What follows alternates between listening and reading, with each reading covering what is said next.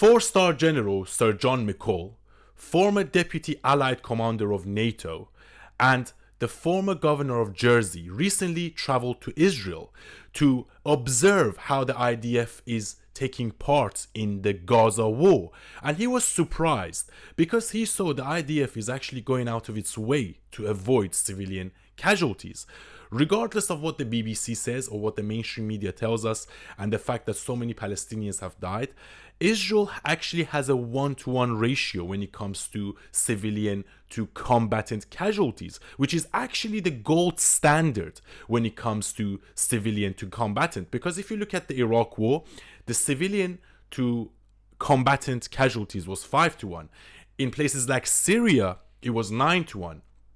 And if you look at the UN report, the civilian to combatant casualties, usually in urban areas, since the 1980s is 9-to-1. So Israel is actually setting the gold standard when it comes to civilian to combatant casualties. Thus, whilst Hamas is using civilians as human shields, they use hospitals, use nursery homes, they use civilian blocks for them to basically shoot rockets out of. And when Israel strikes back to those buildings, they say, oh, look at Israel, they strike the civilian building. But yes, that's where the rockets are coming from. And also Israel warned ahead of time that they're going to shoot that building. Right? So I always said the biggest problem of Palestinians is Hamas and is the Iranian government. Because the IDF and the Israelis are actually going out of their way not to kill civilians. Gaza is a very small place. It's only 7 miles in width and 30 miles in height. And more than 2.2 million people live there. Yeah? I am aware that 40,000 people have died already. 20,000 of them Hamas militants, or Hamas combatants, I should say. And about 20,000 of them civilians. I feel very sorry for the children and women that are dying in this war, even the innocent men that are dying in this war.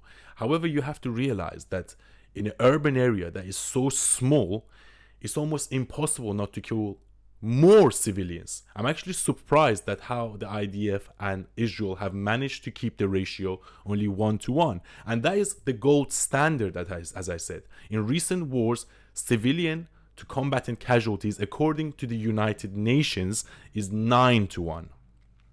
So this idea that Israel is an apartheid state or they are committing genocide against the Palestinians is just absolute nonsense. It's Hamas and the Iranian government that are sacrificing the Palestinians for their own political gain. And I just find it extremely ironic and stupid and rather pathetic from the Labour government and Mr. Lammy to stop the sales of arms to Israel, because Israel is the front line of democracy. They are fighting a war against Islamic extremism and terrorism. And if we don't manage to win the war against Hamas, the Houthis, Hezbollah, and in the long run against the Islamic Republic of Iran, soon we will be fighting this war in Europe and in America. Okay? So it is in the interest of the British public that we fund Israel and we help them defeat Hamas, and to neutralize that threat, and to neutralize the threat of Hezbollah, and also to neutralize the threat of the Islamic Republic of Iran. I'm Iranian myself. I grew up in Iran, and I know exactly what the Islamic Republic of Iran does. When I was going to school, they made us chant death to Israel. And that's the same thing that happens in Palestine. They teach you to hate the Jews ever since you're a young person. Okay? So we need to understand, I'm not saying everything Israel does is right. I know they have made a lot of mistakes, but at the end of the day, Israel is a democracy. Israel is defending itself. Israel is the hub of technology, of medicine, of all kinds of different things. And the difference between Israel and Hamas is that people were protesting Benjamin Netanyahu for 3 months before the war started. Not a single civilian died. However, if you want to protest Hamas in Gaza, they will behead you straight away. Same thing in Iran, they will hang you. So let's not compare apples and oranges here. Israel is a democracy fighting for its survival, because it's actually the Arab countries and Iran and groups such as Hamas that want the destruction of Israel. That's why they shout "River to the sea." They believe the Jews shouldn't exist. And the fact that Israel is going after Hamas after shooting all these rockets, and let's get something clear, if Israel wanted to commit a genocide, they can do that in less than an hour because Israel has nuclear bombs. They have fighter jets. They can reduce Gaza into rubbles in less than an hour. Now let's imagine if Hamas had a nuclear bomb, or if Hamas had the might of the military that Israel has. Do you think Israel would even stand a chance? You know? And let's not forget that Israel also has the Iron Dome that intercepts rockets. And Hamas has been shooting rockets every single year since 2005. Okay? Hamas leadership was given billions of dollars to build Gaza, to build up. Instead, they built down and they built tunnels. And now that's how they're conducting their terrorist activities. So I asked the Labour government to rethink this because they truly don't understand what urban warfare is and what the recent history is. There's a war going on in Yemen right now. 500,000 people, 500,000 Muslims, I should say, have died in that war. Where is the mainstream media? Why are we still arming Saudi Arabia to fight that war in Yemen against Iran? There's a genocide going on in the Congo right now.